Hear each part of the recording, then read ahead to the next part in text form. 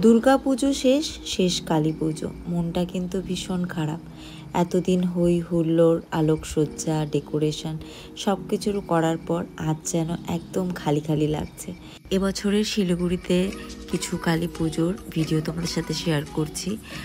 দেখতে পারছো, এটা হলো একটা খুব সুন্দর কালীমার মূর্তি, যেটা শিলিগুড়িতে হয়েছে। এবার আমি আলিপুরে যাইনি, কারণ অনেক দিন বাদ পড়ে গেছিলো আমার ছেলের টিউশন, পরে আমার ক্লাসেসও।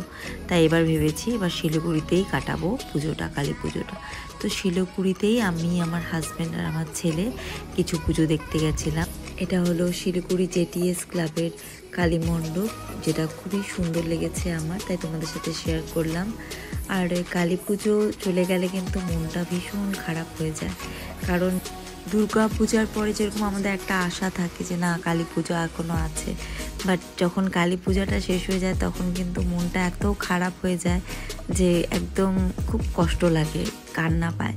তো এই কালকেই মানে ভাতৃদ্বিতীয়ার দিনই আমরা গেছিলাম ঠাকুর পুজো দেখতে। তার দুদিন আমি দেখতে পারিনি, কারণ আমার হাজব্যান্ড একটু আলিপুরদুয়ারে গেছিলো, সেজন্য আমি আর আমার ছেলে বাড়িতেই ছিলাম, আর বের হইনি। তো অনেক পুজো ভাসান হয়ে গেছিলো অলরেডি, বাট এই কিছু পুজোই ছিল, সেটারই তোমাদের সাথে ভিডিও শেয়ার করলাম। এখন কিছুদিন কিন্তু মনটা ভীষণ খারাপ লাগবে, শুধু আমারই না, আমি জানি তোমাদেরও প্রত্যেকেরই, কারণ এতদিন খুব হই হুল্লোড়ে সবারই কেটেছে। আর এই উৎসবের আমেজ থেকে বের হতে কিন্তু একটু সময় লাগে সবারই। তো এত সুন্দর এই উৎসব, আলোর উৎসব আমার যেটা ভীষণ প্রিয়, তোমাদের আগেও বলেছি আমার দীপাবলি ভীষণ প্রিয়। তো যাই হোক, এখন সব পুজো শেষ, তাই মনটা আমার কিন্তু খুব খারাপই। আবার রোজকার মতো জীবন শুরু হয়ে যাবে, আবার একঘেয়ে জীবন। তো যাই হোক না কেন, আবার অপেক্ষায় থাকবো 365 দিন পর আবার এই দিনটা ঘুরে আসবে। আর দুর্গা পূজা বলো বা কালী পুজো বলো, আমি কিন্তু মিষ্টি পান খেতে খুব ভালোবাসি। তো এবারও কিন্তু মিষ্টি পান খেয়ে নিয়েছিলাম, দেখো তোমাদের সাথে শেয়ার করলাম।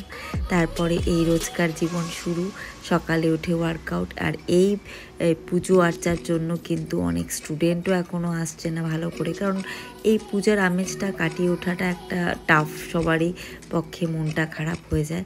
তো আবার আমাদের রেগুলার লাইফে আমাদের ফিরতে হবে, তো তাই এবার কিন্তু আবার রেগুলার লাইফে ফেরার পালা।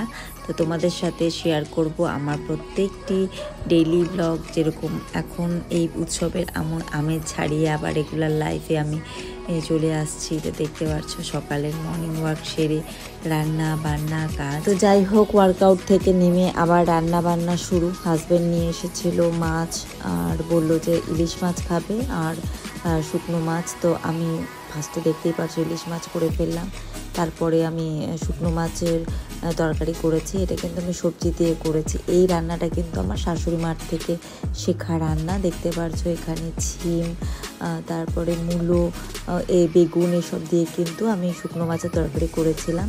আর যেহেতু আমরা চট্টগ্রামের মানুষ, আমরা চাটকিয়া, তাই আমরা কিন্তু শুটকি মাছ খেতে খুবই ভালোবাসি। আর তোমাদের মধ্যে কে কে শুটকি মাছ খাও আমাকে অবশ্যই বলো।